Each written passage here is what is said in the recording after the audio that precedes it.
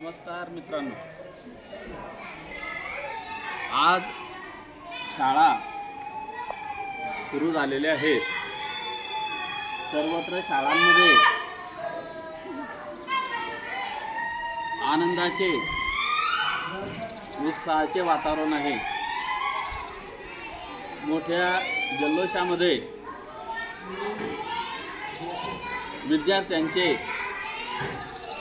खास करून नवागत विद्यार्थ्यांचे स्वागत शाळांमध्ये झालेले आहे. गुलाब पुष्प असेल, खाऊ असेल, चॉकलेट असेल, नवा गणवेश असेल, यांच्यासोबत नव्या पुस्तकांचा, नव्या कोऱ्या पानांचा सुगंधित दरवळ शाळांमधून, वर्गांमधून पसरलेला आहे. ज्याप्रमाणे मृगसरी बरसतात आणि मृगसरींच्या येण्याबरोबरच मातीचा मृतगंध सर्वत्र दरवळतो, पसरतो, त्या पद्धतीचाच या कोऱ्या पानांचा सुगंध घेऊन मुलं शाळेच्या प्रांगणामध्ये आपला आनंद व्यक्त करत आहेत. त्या आनंदामध्ये ती हसत आहेत, खेळत आहेत, कूदत आहेत. मला तुम्हाला खास करून यावर्षी पहिलीचा जो अभ्यासक्रम बदललेला आहे, सर्वत्र महाराष्ट्र सरकारने पहिलीमध्ये CBSE पॅटर्नचा जो अभ्यासक्रम राबवायला सुरुवात केलेली आहे, त्यातील पहिलीचं बालभारती हे जे पुस्तक आहे, याविषयीचा परिचय तुम्हाला मी करून देणार आहे. हे पुस्तक मला खास करून आवडलेलं आहे. बघा त्याचं मुखपृष्ठ. आज या पुस्तकाचे स्वागत विद्यार्थ्यांनी इतक्या आनंदाने, उत्साहाने केलेले आहे. तसंच एक शिक्षक म्हणून मला सुद्धा या पुस्तकाविषयी जी उत्सुकता होती, ती माझी उत्सुकता सुद्धा खूप शिगेला पोहोचलेली होती. आणि या पुस्तकाच्या येण्याने मला सुद्धा आनंद झालेला आहे. एक शिक्षक म्हणून मी या पुस्तकाचं मनपूर्वक स्वागत करतो. या पुस्तकाचा मुखपृष्ठावरच बालभारतीचा जो लोगो आहे, आमच्या सगळ्या लहानपणीपासून सगळ्यांच्याच जिव्हाळ्याचा हा जो बालभारतीचा लोगो आहे, विद्यार्थी बहीण भावाचा पुस्तकाचा, त्याचा लोगो मनाला आकर्षित करतो. आणि बाजूला हा लोगो, त्याच्या आजूबाजूला खेळणारा विद्यार्थी, झाडं लावणारा विद्यार्थी, बहुगुण संपन्न विद्यार्थी, जो जिल्हा परिषदेच्या शाळांमधून, स्थानिक स्वराज्याच्या शाळांमधून घडवला जातो, सर्वांग सुंदर बहुगुणी विद्यार्थी, त्याचे चित्र इथे दिलेले आहे. आणि मध्ये अंतरंगसुद्धा या पुस्तकाचं सुंदर आहे. शेवटच्या पानावर, मलपृष्ठावर राज्यगीत, आपले जे राज्यगीत आहे ते दिलेले आहे.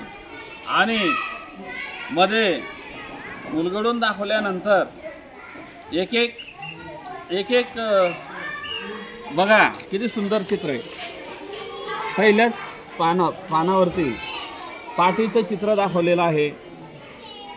त्याच्या भोवती एक कमान आहे आणि तळेमध्ये बदक, पक्षी, ससे, मोर,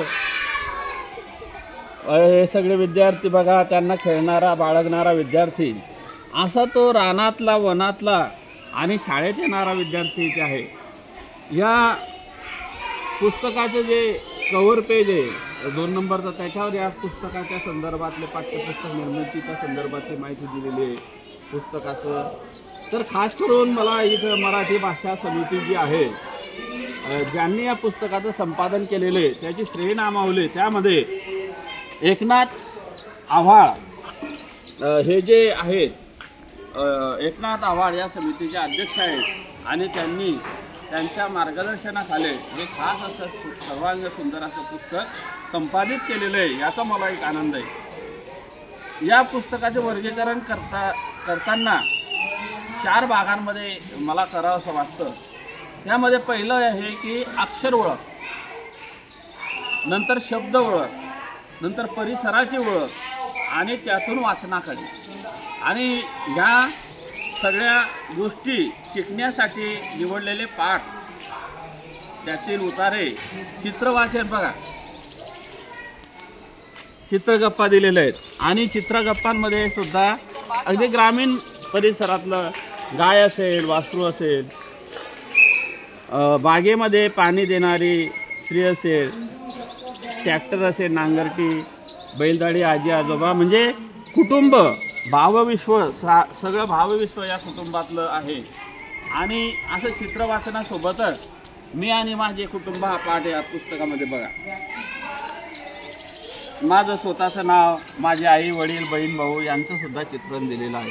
नंतर शब्द वाचन, याच्यामध्ये छोटे छोटे शब्द, त्यांचे चित्र, आणि त्यातून मग बघा ससा, कावळा, हे विद्यार्थ्यांच्या परिचयाचे शब्द इथे दिलेले, त्यांच्या जोड्या लावायच्या आहे. नंतर पहिलीच्या वर्गामध्ये आलेला जो विद्यार्थी तो नवागत असतो, मग त्याला त्याच्या बोटांना वळण लागावे म्हणून बघा त्याला गिरवण्यासाठी इथे अक्षर आहे. अक्षर कसे काढायचे, रेष कशी मारायची, आडवी रेष, उभी रेष, नंतर वर्तुळ कसं काढायचं, चौकोन कसं काढायचं, असं दिलेलं आहे.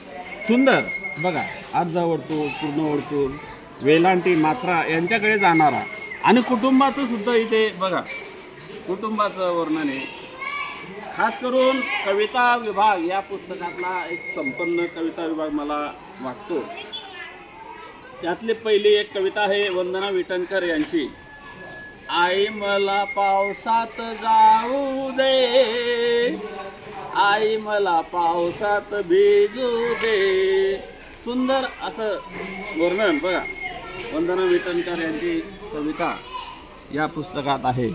आणि मुलांना ते खूप आपलं भावविश्व या पुस्तकातून कळतं. दुसरी कविता याच्यामध्ये झुकझुक आगींगाडी, भीम कुलकर्णीची झुकझुक आगींगाडी ही कविता सुद्धा एक प्रवास आणि त्याचं वर्णन दाखवणारी आहे. पुढे देवबा पाटील यांची एक कविता आहे. या कवितेचं विलास मोरे बघा, विलास मोरे खानदेशचे कवी आहेत, आणि त्यांचे चांदोबाचे घर नावाची कविता आहे पुस्तकामध्ये. रात्री स्वप्नात आली एक परी, म्हणे चल जाऊ चांदोबाच्या घरी. चांदोबानं घर ढगात बांधलं, चांदणी तोरण दारात टांगलं. चांदोबाचा रथ आकाशात पडतो, पांढरा सुशोभा ढगात. खूप सुंदर कविता विलास मोरे या आमच्या मित्राची या पुस्तकामध्ये आहे. दादासाहेब पोते यांची भोपळा नावाची, चल रे भोपळ्या, एक होता भोपळा, चल रे भोपळ्या टुन्नक टुन्नक, अशी गोष्ट आपल्याला माहीतच आहे. त्या मिथकाच्या संदर्भात एक होता भोपळा, त्याला आला खोकला, अशी एक कविता आहे. सुंदर कविता आहे. स्मिता पाटील, डॉक्टर स्मिता पाटील यांची मोठ्या रे मोठ्या तर उंच जाऊ, चिमणीच्या बाळांना हळूच पाहून येऊ, अशा सुंदर सुंदर कविता आहे. देवबा